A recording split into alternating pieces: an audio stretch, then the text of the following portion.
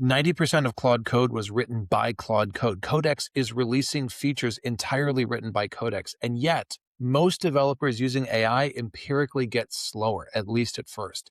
The gap between these two facts is where the future of software lives. Imagine hearing this at work. Code must not be written by humans. Code must not be even reviewed by humans. Those are the first two principles of a real production software team called StrongDM and their software factory.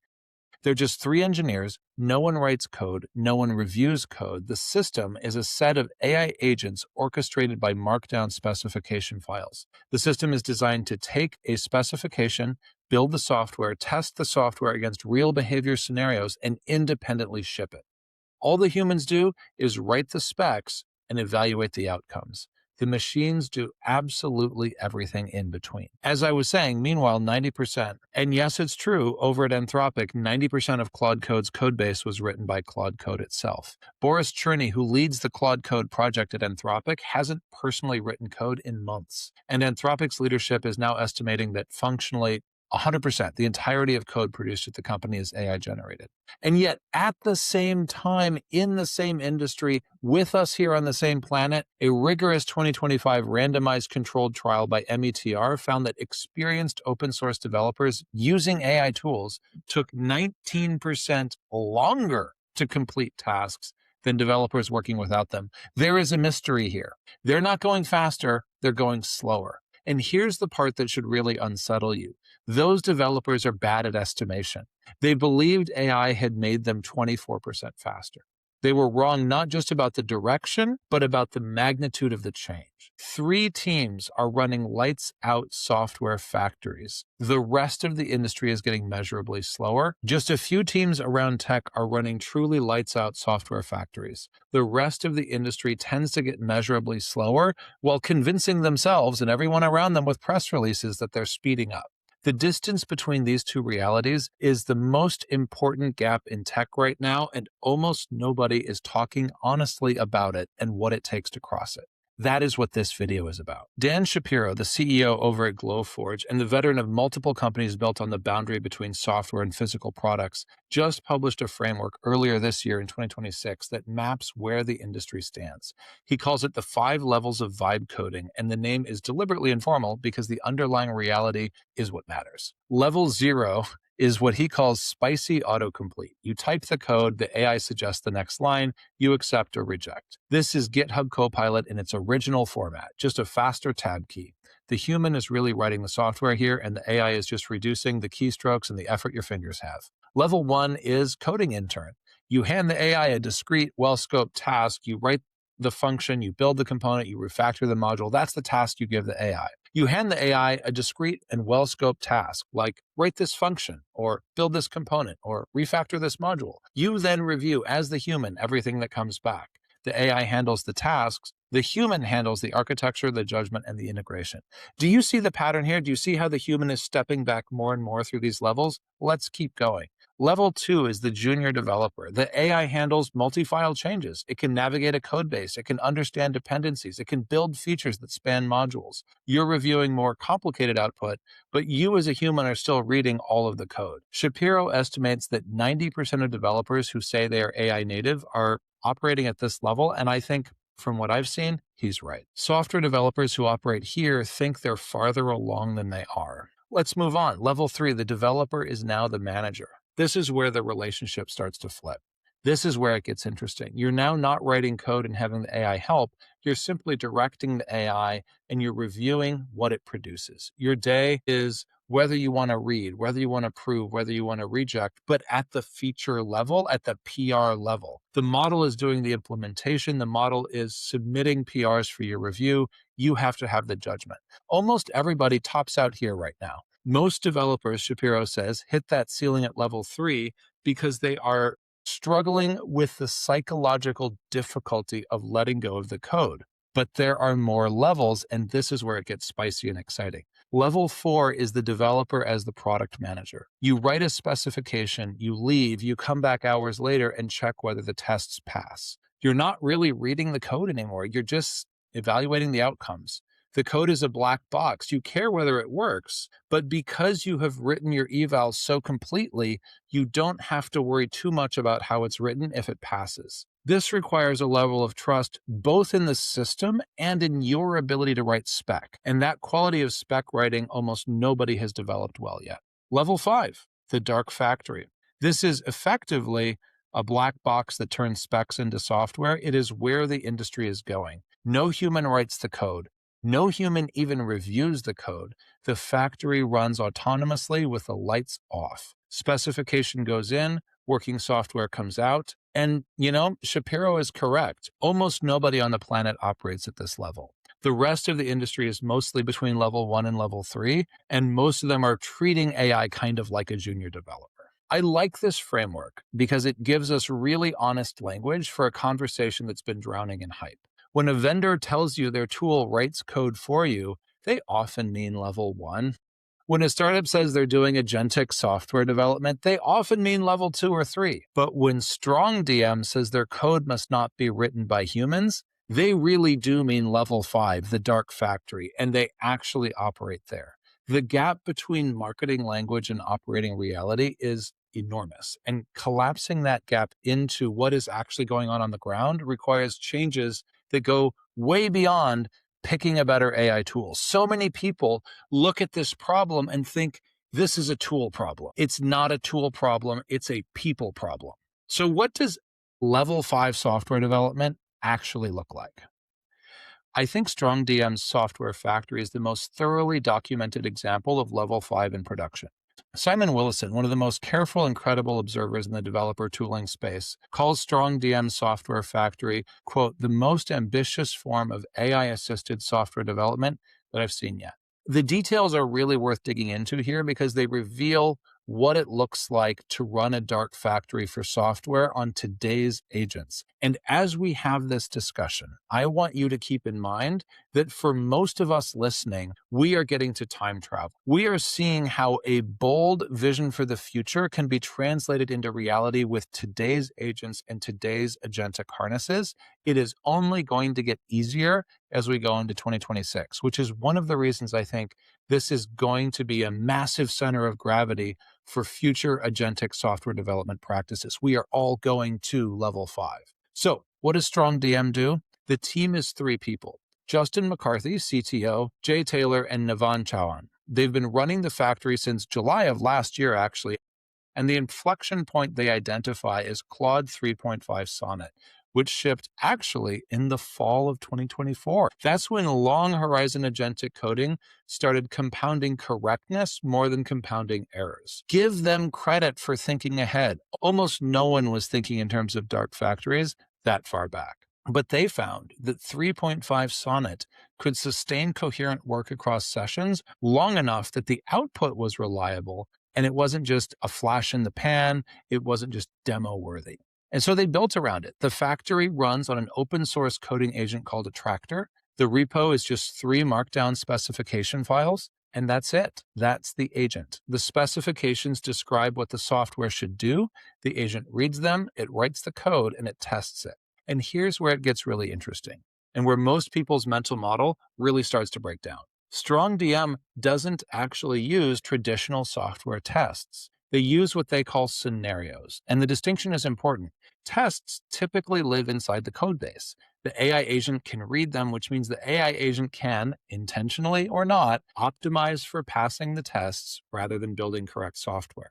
It's the same problem as teaching to the test in education. You can get perfect scores and shallow understanding. Scenarios are different. Scenarios live outside the code base. They're behavioral specifications that describe what the software should do from an external perspective, stored separately so the agent cannot see them during development. They function as a holdout set, the same concept that machine learning users use to prevent overfitting. The agent builds the software, and the scenarios evaluate whether the software actually works. The agent never sees the evaluation criteria. It can't game the system. This is really a new idea in software development, and I don't see it implemented very frequently yet. But it solves a problem that nobody was thinking about when all the code was written by humans. When humans write code, we don't tend to worry about the developer gaming their own test suite unless incentives are really, really skewed at that organization, and then you have bigger problems. When AI writes the code, optimizing for test passage is the default behavior unless you deliberately architect around it. And it's one of the most important differences to really understand as you start to think about AI as a code builder. StrongDM architected around that with external scenarios. The other major piece of the architecture is what StrongDM calls their digital twin universe. Behavioral clones of every external service the software interacts with. A simulated Okta, a simulated Jira, a simulated Slack, Google Docs, Google Drive, Google Sheets. The AI agents develop against these digital twins, which means they can run full integration testing scenarios without ever touching real production systems, real APIs, or real data. It's a complete simulated environment purpose-built for autonomous software development. And the output is real. CXDB, their AI context store, has 16,000 lines of Rust, 9,500 lines of Go, and 700 lines of TypeScript. It's shipped, it's in production, it works, it's real software, and it's built by agents end to end. And then the metric that tells you how seriously they take it. They say if you haven't spent $1,000 per human engineer, your software factory has room for improvement. I think they're right. That's not a joke. $1,000 per engineer per day enables AI agents to run at a volume that makes the cost of compute meaningful if you are giving them a mission to build software that has real scale and real utility in production use cases. And it's often still cheaper than the humans they're replacing. Let's hop over and look at what the hyperscalers are doing. The self-referential loop has taken hold at both Anthropic and OpenAI, and it's stranger than the hype might make it sound. Codex 5.3 is the first frontier AI model that was instrumental in creating itself. And that's not a metaphor. Earlier builds of Codex would analyze training logs, would flag failing tests, and might suggest fixes to training scripts. But this model shipped as a direct product of its own predecessor's coding labor. OpenAI reported a 25% speed improvement and 93% fewer wasted tokens in the effort to build Codex 5.3. And those improvements came in part from the model identifying its own inefficiencies during the build process. Isn't that wild? Claude Code is doing something similar. 90% of the code in Claude Code, including the tool itself, was built by Claude Code, and that number is rapidly converging toward 100%. Boris Cherny isn't joking when he talks about not writing code in the last few months. He's simply saying his role has shifted to specification, to direction, to judgment. Anthropic is estimating all of their company moving to entirely AI-generated code about now. Everyone at Anthropic is architecting and the machines are implementing. And the downstream numbers tell the same story. When I made a video on Cowork and talked about how it was written in 10 days by 4 engineers, what I want you to remember is it wasn't just 4 engineers hypertyping so that they could get that out super fast and write every line by hand. No.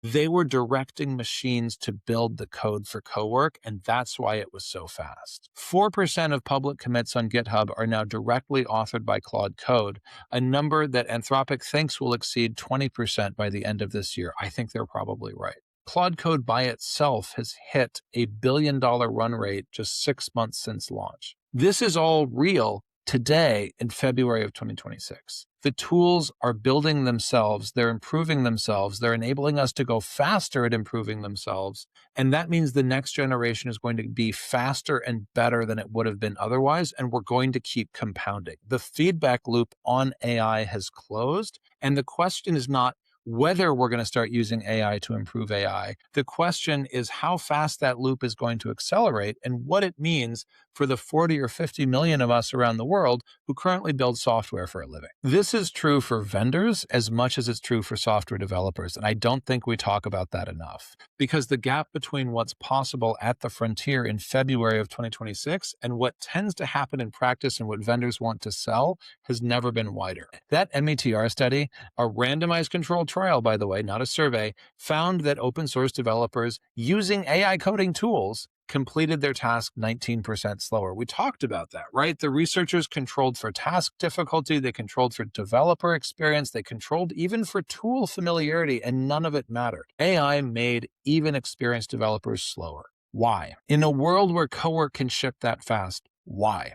Because the workflow disruption outweighed the generation speed. Developers spent time evaluating AI suggestions, correcting almost right code, context switching between their own mental model and the model's output, and debugging really subtle errors introduced by generated code that looked correct but weren't. 46% of developers in broader surveys say they don't fully trust AI-generated code. These guys aren't Luddites, right?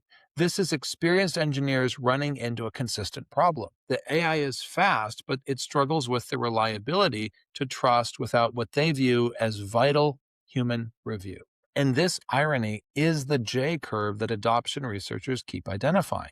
When you bolt an AI coding assistant onto an existing workflow, productivity dips before it gets better. It goes down like the bottom of a J, sometimes for a while, sometimes for months. And the dip happens because the tool changes the workflow, but the workflow has not been redesigned around the tool explicitly. And so you're kind of running a new engine on old transmission. The gears are going to grind. Most organizations are sitting in the bottom of that J curve right now, and many of them are interpreting the dip as evidence that AI tools don't work, that the vendors did not tell them the truth, and that the evidence that their workflows haven't adapted is really evidence that AI is hype and not real. I think GitHub Copilot might be the clearest illustration of this. It has 20 million users, 42% market share among AI coding tools, apparently. And lab studies show 55% faster code completion on isolated tasks. I'm sure that makes the people driving GitHub Copilot happy in their slide decks. But in production, the story is much more complicated. There are larger pull requests. There are higher review costs. There's more security vulnerabilities introduced by generated code, and developers are wrestling with how to do it well. One senior engineer put it really sharply. Copilot makes writing code cheaper, but owning it more expensive. And that is actually a very common sentiment I've heard across a lot of engineers in the industry, not just for Copilot, but for AI-generated code in general. The organizations that are seeing significant, call it 25, 30% or more productivity gains with AI are not the ones that just installed Copilot, had a one-day seminar, and called it done. They're the ones that thought carefully, went back to the whiteboard, and redesigned their entire development workflow around AI capabilities, changing how they write their specs, changing how they review their code, changing what they expect from junior versus senior engineers, changing their CI/CD pipelines to catch the new category of errors that AI-generated code introduces. End-to-end process transformation. It's not about tool adoption. And end-to-end transformation is hard. Sometimes it's politically contentious, it's expensive, it's slow, and most companies don't have the stomach for it, which is why most companies are stuck at the bottom of the J curve, which is why the gap between frontier teams and everyone else is not just widening, it's accelerating rapidly, because those teams on the edge that are running dark factories, they are positioned to gain the most as tools like Opus 4.6 and Codex 5.3 enable widespread agentic powers for every software engineer on the planet. 95% of those software engineers don't know what to do with that. It's the ones that are actually operating at level 4 or level 5 that truly get the multiplicative value of these tools. So if this is a politically contentious problem, if this is not just a tool problem, but a people problem, we need to look at the nature of our software organizations. Most software organizations were designed to facilitate people building software. Every process, every ceremony, every role, they exist because humans building software in teams need coordination structures. Stand-up meetings exist because developers working on the same code base, they got to synchronize every single day. Sprint planning exists because humans can only hold a certain number of tasks in working memory, and then they need a regular cadence to reprioritize. Code review exists because humans make mistakes that other humans can catch. QA teams exist because the people who build software, they can't evaluate it objectively. You get the idea. Every one of these structures is a response to a human limitation. And when the human is no longer the one writing the code, the structures, they're not optional, they're friction. So what does sprint planning look like when the implementation happens in hours? not weeks. What does code review look like when no human wrote the code and no human can really review the diff that AI produced in 20 minutes because it's going to produce another one in 20 more minutes? So what does a QA team do when the AI already tested against scenarios it was never shown? StrongDM's 3-person team doesn't have sprints. They don't have stand-ups. They don't have a Jira board. They write specs and they evaluate outcomes. That is it. The entire coordination layer that constitutes the operating system of a modern software organization, the layer that most eng managers spend 60% of their time maintaining, is just deleted. It does not exist. Not because it was eliminated as a cost-saving measure, but because it no longer serves a purpose. This is the structural shift that's harder to see than the tech shift, and it might matter more. The question is becoming what happens to the organizational structures that were built for a world where humans write code. What happens to the engineering manager whose primary value is coordination? What happens to the scrum master, the release manager, the technical program manager whose job is to make sure a dozen teams ship on time? Look, those roles don't disappear overnight, but the center of gravity is shifting. The engineering manager's value is moving from coordinate the team building the feature to define the specification clearly enough that agents build the feature. The program manager's value is moving from track dependencies between human teams to architect the pipeline of specs that flow through the factory. The skills that matter are shifting very rapidly from coordination to articulation, from making sure people are rowing in the same direction to making sure the direction is described precisely enough that machines can go do it. And oh, by the way, for engineering managers, there's an extra challenge. How do you coach your engineers to do the same thing? It's a people challenge. If you think this is a trivial shift, you have never tried to write a specification detailed enough for an AI agent to implement it correctly without human intervention. And you've certainly never sat down and tried to coach an engineer to do the same. It is a different skill.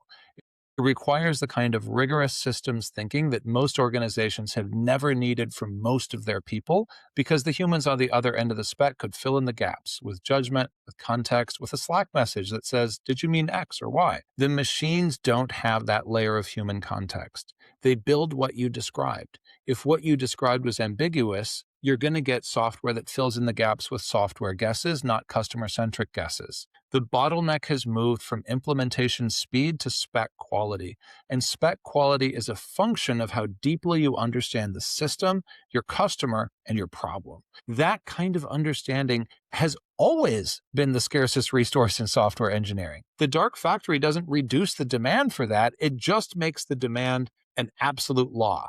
It becomes the only thing that matters. Now, let's be honest, everything that I have just talked about assumes you're building from scratch. Most of the software economy is not built from scratch. The vast majority of enterprise software is brownfield. It's existing systems. It's accumulated over years, over decades. It's running in production, serving real users, carrying real revenue.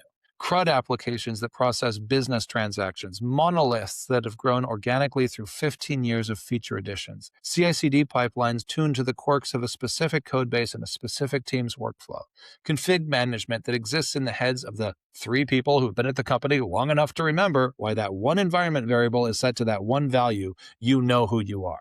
You cannot dark factory your way through a legacy system.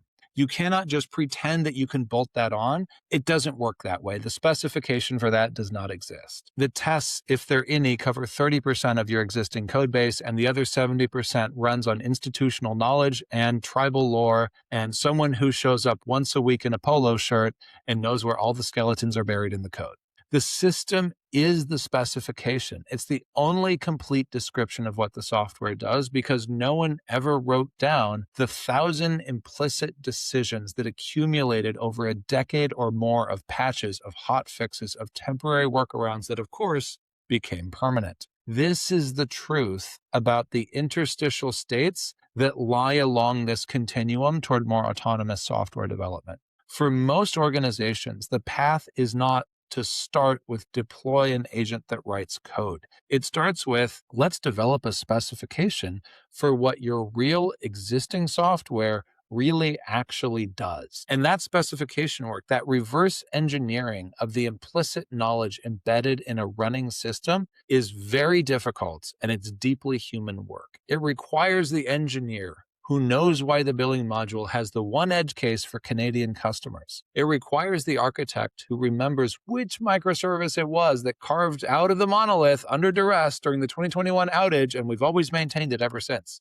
It requires the product person who can explain what the software actually does for real users versus what the PRD says it does. Domain expertise, ruthless honesty, customer understanding, systems thinking, exactly the human capabilities that matter even more in the dark factory era, not less. Look, the migration path is different for every business, but it starts to look something like this.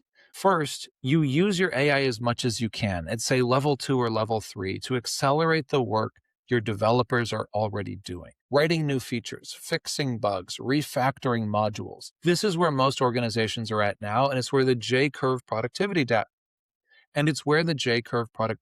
happened. You should expect that. Second, you start using AI to document what your system really does, generating specs directly from the code, building scenario suites that capture real existing behavior, creating the holdout sets that a future dark factory will need. Then you redesign your CI/CD pipeline to handle AI-generated code at volume.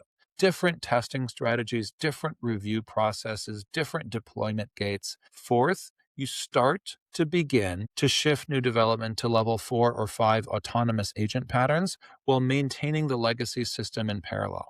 That path takes time. Anyone telling you otherwise is selling you something. The organizations that will get there the fastest aren't necessarily the ones that bought the fanciest vendor tools. They're the ones who can write the best and most honest specs about their code, who have the deepest domain understanding, who have the discipline to invest in the boring, unglamorous work of documenting what their systems really do and of how they can support their people to skill up in the ways that will support this new dark factory era. I cannot give you a clear timeline here. For some organizations, this is looking like a multi-year transition, and I don't want to hide the ball on that. Some are going faster, and it's looking like multi-month. It will depend, frankly, on the stomach you have for organizational pain. And that brings me to the talent reckoning.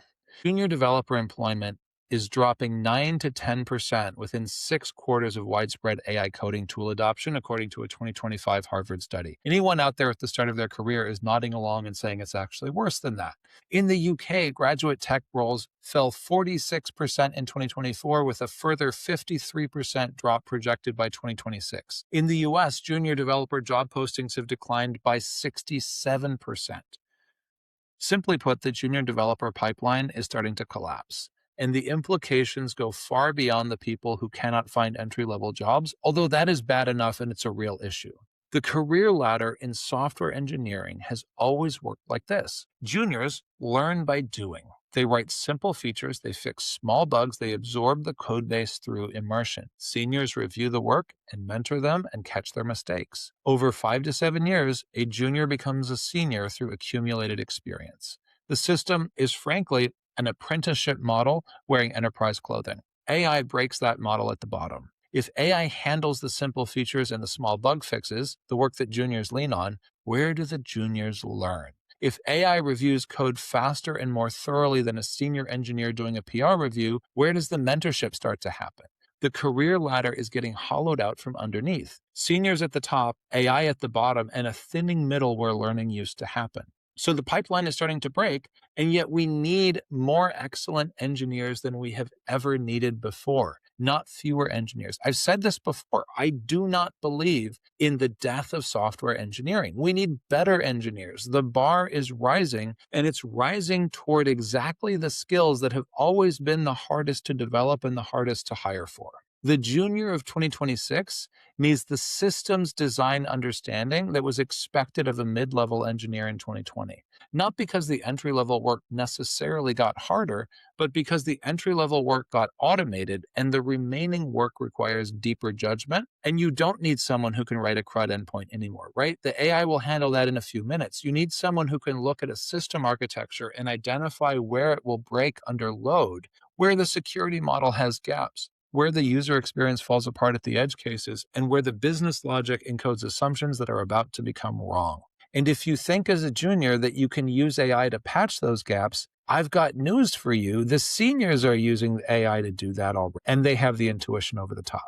So you need systems thinking, you need customer intuition, you need the ability to hold a whole product in your head and reason about how those pieces interact. You need the ability to write a specification clearly enough that an autonomous agent can implement it correctly, which requires understanding the problem deeply enough to anticipate the questions the agent does not know to ask. Those skills have always separated really great engineers from merely adequate ones. The difference now is that adequate is no longer a viable career position, regardless of seniority, because adequate is what the models do. Anthropic's hiring has already shifted. OpenAI's hiring has already shifted.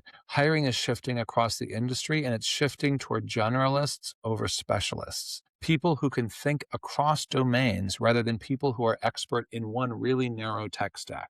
The logic is super straightforward, right? When the AI handles the implementation, the human's value is in understanding the problem space broadly enough to direct implementation correctly. A specialist who knows everything about Kubernetes but can't reason about the product implications of an architectural decision is way, way less valuable than a generalist who understands the systems, the users, and the business constraints, even if they can't hand configure a pod. Some orgs are moving toward what amounts to a medical residency model for their junior engineers, simulated environments where early career developers learn by working alongside AI systems, reviewing AI output, and developing judgment about what's correct and what's subtly wrong by working with AI.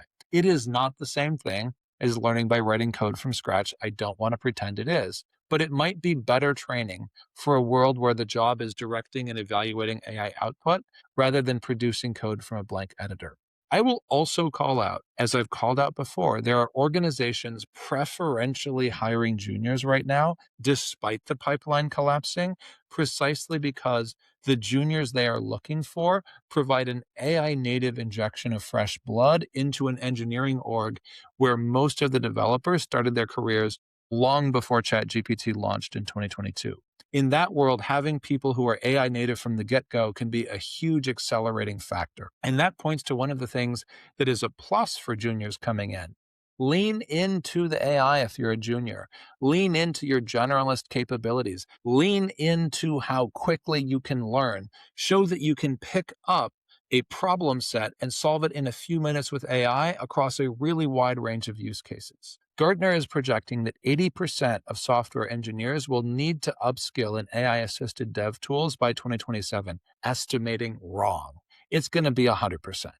The number is not the point. The question isn't whether the skills need to change. We all know they will. It's whether we in the industry can develop the training infrastructure quickly enough to keep pace with the capability change. Because I've got to be honest with you, if you're a software engineer and the last model you touched was released in January of 2026, you are out of date. You need a February model. And that is going to keep being true all the way through this year and into next year. And whether the organizations that depend on software can tolerate a period where the talent pipeline is being built and rebuilt like this on a monthly basis is a big question. Because you have to invest in your people more to get them through this period of transition. So what does the shape of a new org look like? When we look at AI native startups, how are they different from these traditional orgs? Cursor, the AI native code editor, is past $500 million in annual recurring revenue, and it has, at last count, a few dozen employees. It's operating at roughly $3.5 million in revenue per employee in a world where the average SaaS company is generating $600,000 per employee.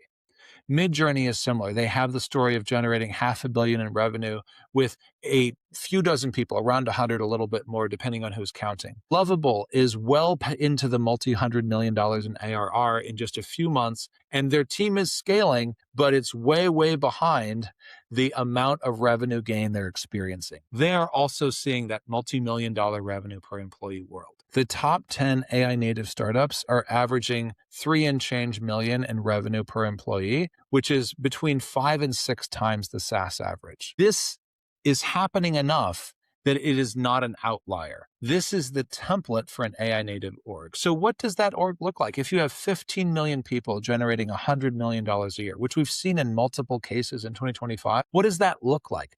It does not look like a traditional software company. It does not have a traditional engineering team, a traditional product team, a QA team, a DevOps team. It looks like a small group of people who are exceptionally good at understanding what users need, who are exceptional at translating that into clear spec, and who are directing AI systems that handle that implementation. The org chart is flattening radically.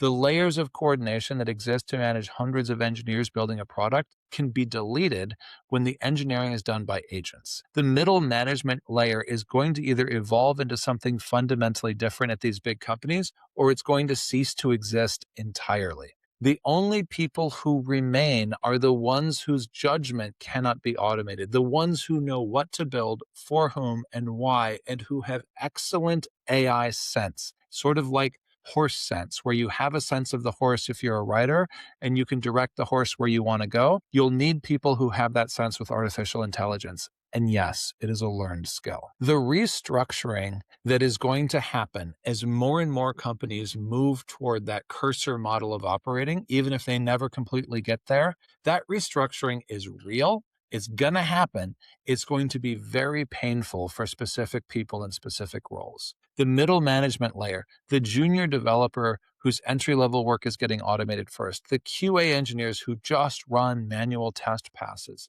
the release manager whose entire value is just coordination, those kinds of roles are going to have to transform or they're just going to disappear.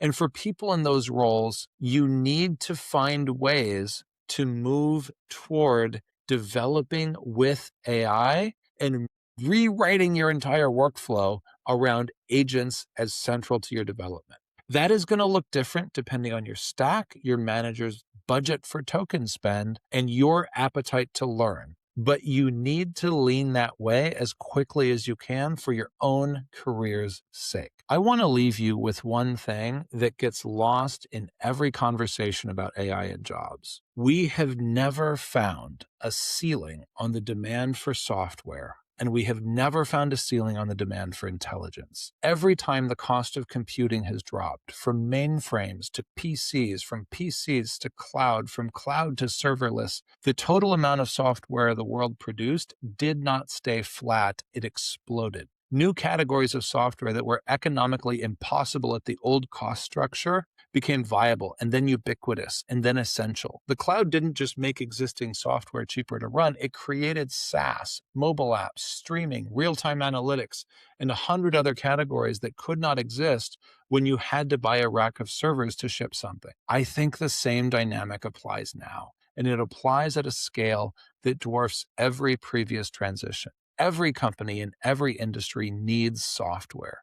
Most of them, like a regional hospital or a mid-market manufacturer or a family logistics company, they can't afford to build what they need at current labor costs. A custom inventory system traditionally could cost $500,000 or more and take over a year. A patient portal integration might cost $350,000. You get the idea. These companies tend to make do with spreadsheets today. But we are dropping the cost of software production by an order of magnitude or more, and now that unmet need is becoming addressable. Not theoretically, now. You can serve markets that traditional software companies could never afford to enter. The total addressable market for software is exploding. Now, this can sound like a very comfortable rebuttal to people struggling with the pain of jobs disappearing. It is not the same thing. Just saying the market is getting bigger doesn't fix it. But it is a structural observation about what happens as intelligence gets cheaper. The demand is going to go up, not down. We watched this happen with compute, with storage, with bandwidth, with every resource that's ever gotten dramatically cheaper. Demand has never saturated. The constraint has always moved to the next bottleneck, and in this case, the judgment is to know what to build and for whom. The people who thrive in this world are going to be the ones who are always the hardest to replace, the ones who understand customers deeply, who think in systems, who can hold ambiguity and make decisions under uncertainty, who can articulate what needs to exist before it exists at all. The dark factory does not replace those people, and it won't. it amplifies them. It turns a great product thinker with 5 engineers into a great product thinker with unlimited engineering capacity. The constraint moves from can we build it to should we build it? And should we build it has always been the harder and more interesting question. I don't have a silver bullet to magically resolve this, but I have to tell you that we must confront the tension or we are being dishonest. The dark factory is real. It is not hype. It actually works. A small number of teams around the world are producing software without any humans writing or reviewing code. They are shipping shippable, production-grade code that improves with every single model generation. The tools are building themselves, the feedback loop is closed, and those teams are going faster and faster and faster and faster. And yet most companies aren't there. They're stuck at level 2. They're getting measurably slower with AI tools they believe are making them faster. They're wrong. Running organizational structures designed for a world where humans do all of the implementation work. Both of these things are true at the same time. The frontier is farther ahead than almost anyone wants to admit, and the middle is farther behind than the frontier teams like to talk about.